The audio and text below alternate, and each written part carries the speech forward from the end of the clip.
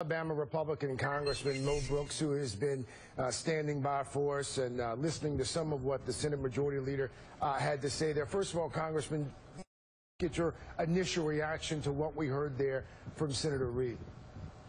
Well, I'm puzzled by it. It's quite clear that he's on a different wavelength than we are or the rest of the country should be. This fight is about the solvency of our country. This fight will determine where we're going to be decades from now. We're on a path to bankruptcy as a country, and we've got to get our spending under control.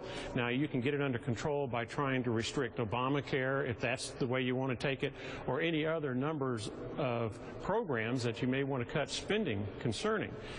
But the big picture is we're going to have a federal government insolvency and bankruptcy if we don't change our path. And the President's own Comptroller General earlier this year warned Congress that we are on an unsustainable path. Congressman, let's talk about spending here, because I'm sure you would acknowledge, as the CBO has indicated, that the past 2 years at least, spending in this country has fallen to a smaller percentage of the GDP since any administration since Eisenhower. I would assume you're aware of that, correct?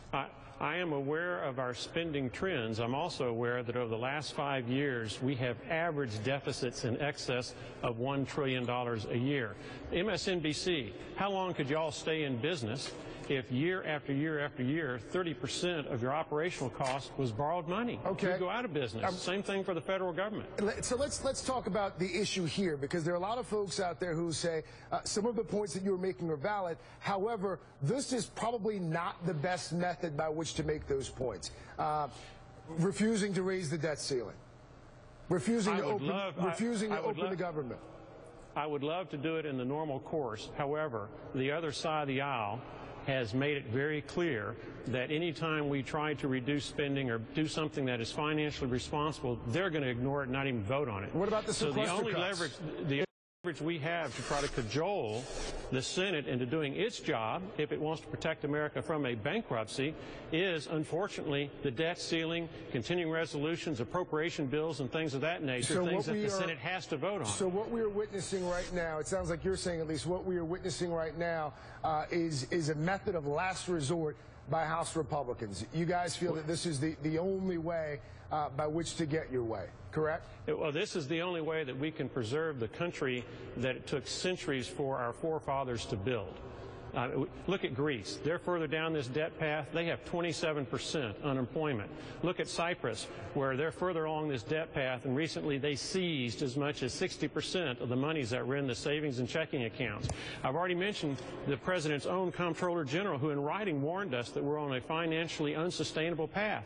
Or look at the President's former chairman of the Joint Chiefs. Is this the best way to correct said path? Is this the best? It would be, no, the best way is for those people who are financially irresponsible to do their homework, to look at economic theories, to look at the practicality of where we are, and to voluntarily come up with solutions that will reduce this deficit that we face that burns our future. But they won't do it. Why not open the government and do that? Why not open the government and have that conversation?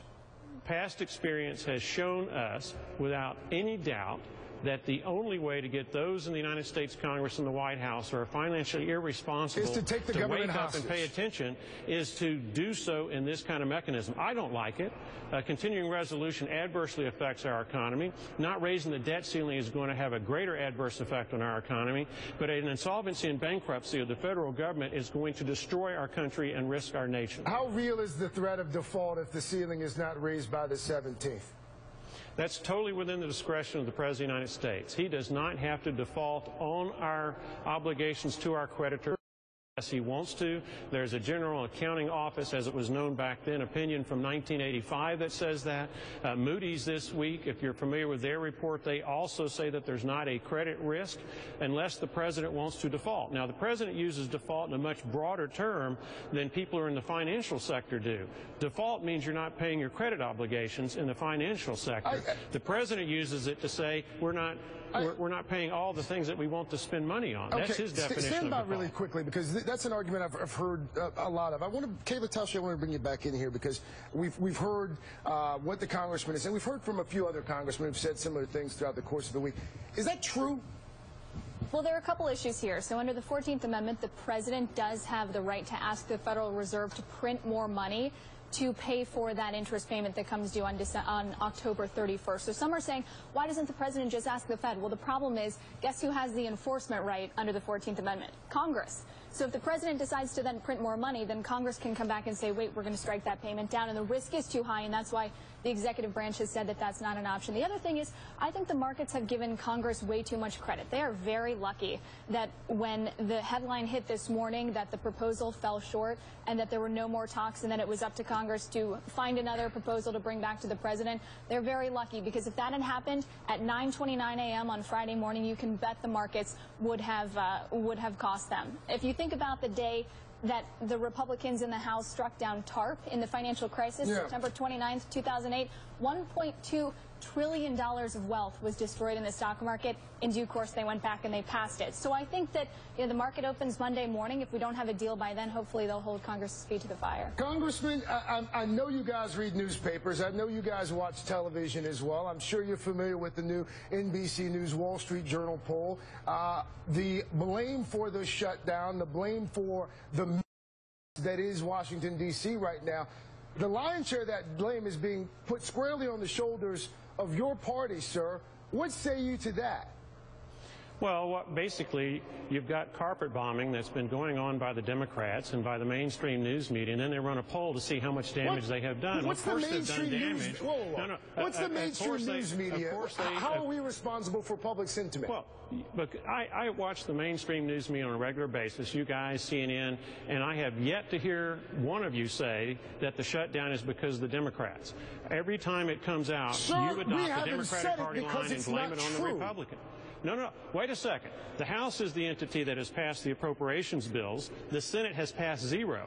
The House has no motivation to shut down the government. By which you're trying to open the government piecemeal? The Democrats have a motivation to shut down the government because the Democrats believe they can use it as a campaign tool in 2014. Hence, the Democrats set this situation up in the United States Senate by refusing to vote on a single appropriations bill. 12 of them that would fund the federal government. That's their motivation. That's where they're coming from. Why would you guys? Why would you guys open the government piece by piece when you can open the government entirely in one fell swoop? Well, we did that. We passed a continuing resolution that fully funds the federal government. You mean the one that defunded Obamacare? No, wait, it just did two things. One, it made the White House subject to the same Obamacare that the American people are going to be subject to. Okay. And then second, it delayed for 1 year the individual mandate. That's all it did. Otherwise, the federal government was wholly and fully funded.